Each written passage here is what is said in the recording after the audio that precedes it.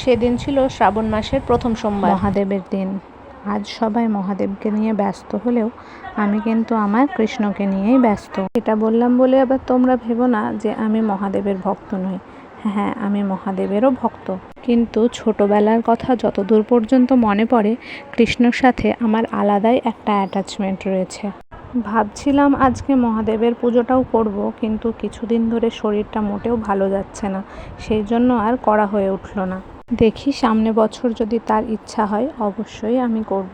জানি না বলাটা ঠিক হবে কিনা, কিন্তু আমাদের সমাজে এমন অনেকেই আছে যারা একটা ভগবানকে পুজো করলে অন্য ভগবানকে পুজো করে না, তার প্রসাদ খায় না, এবং যেই ভগবানকে তারা পুজো করেন না এবং প্রসাদ খান না তাদেরকেও ছোট করে। তো আমার কাছে ভগবান শিব এবং ভগবান কৃষ্ণ হলো এমন একজন ভগবান যারা আমার কাছে একে অপরের পরিপূরক। সহজ কথায় বলতে গেলে ভগবান শিব হলেন আমার কাছে আমার বাবা মায়ের মতো, অর্থাৎ যাকে ছাড়া এই দুনিয়া অসম্পূর্ণ। তিনি সব সময় আমাদের আগলে রেখেছেন সমস্ত বিপদের হাত থেকে, যার কাছে আমরা সমস্ত আবদার করতে পারি এবং যাকে আমরা সম্পূর্ণভাবে শ্রদ্ধা করতে পারি।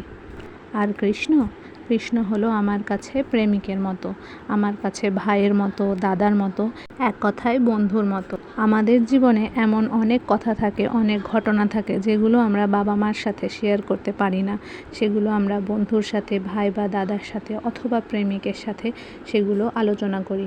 সেই রকমই আমরা অনেক কিছুই আছে যেগুলো ভগবান শিবের সাথে না শেয়ার করতে পারলেও সমস্ত কিছুটাই আমরা কৃষ্ণের সাথে সুন্দরভাবে শেয়ার করতে পারি। যদিও তারা দুজনে আমাদের জীবনে কি ঘটছে না ঘটছে সমস্ত কিছুই আগে থেকে জানতে পারেন, তা সত্ত্বেও এটা আমার ভাবনা, আমার মত, এই দুই ভগবানের সঙ্গে আমার আত্মার একটা কানেকশন, যেটা হয়তো আমি সবাইকে বলে বোঝাতে পারবো না। তো দেখো, আমি প্রথমেই সমস্ত কিছু গুছিয়ে নিয়ে আমার গোপুসোনাকে এবং এরপরে আমার রাধা মাধবকে তুলসী আর ফুলের মালাটা পরিয়ে দিলাম। এই মালাটা কিন্তু আমি গাঁথিনি, আমাদের পাড়ারই একজন ভক্ত প্রত্যেক একাদশীতে এইরকম সুন্দর সুন্দর মালা গেঁথে আমাদের মন্দিরে দিয়ে যান, আর সেদিন যে পুজো করে সে সুন্দরভাবে রাধা মাধবকে সাজিয়ে দেয়। তো মালাটা পরিয়ে দেওয়ার পর আমি প্রথমে আমার রাধা মাধব আর আমার গোপুসোনাকে প্রণাম করে নিলাম এবং কিছুক্ষণ ধরে আগে তাদের রূপ পরিদর্শন করে নিলাম। তাদেরকে এত সুন্দর লাগছে যে আমি আর চোখ সরাতেই পারছিলাম না।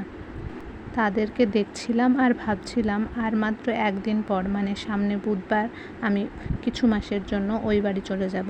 তারপর আর এদের সাথে দেখা হবে না বললে ভুল হবে, কারণ আমাদের ওই বাড়িতেও রয়েছে গোপুসোনা, কিন্তু আমার এই মন্দিরে আমার এই রাধা মাধব আর এই গোপুসোনাকে তো আমি পুজো দিতে পারবো না, এটাই যা ভাবছিলাম। তো যাই হোক, আমি এখানে থাকছি না তো কি হয়েছে, তারা কিন্তু সব সময় আমার সাথেই থাকবে, এটুকু বিশ্বাস আমার তাদের ওপর আছে।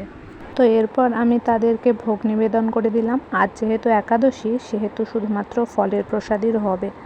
এরপর আমি প্রথমে প্রদীপ এবং তারপর ধূপকাঠি দিয়ে রাধা মাধব আর গোপুসোনার সাথে সমস্ত ভগবানের যেগুলো আমাদের মন্দিরে রয়েছে একে একে আমি আরতিটা করে নিলাম। এই তো হয়ে গেল আমার আজকের মতন পুজো দেওয়া। আজকের মতো আসছি তাহলে, তোমরা অবশ্যই জানিও আমার রাধা মাধব আর গোপুসোনাকে কেমন লাগছে, আর মহাদেব আর কৃষ্ণ বিষয়ে যে কথাগুলো আমি বললাম সেগুলো আমি ঠিক বললাম কিনা অবশ্যই আমাকে জানিও। টাটা তাহলে।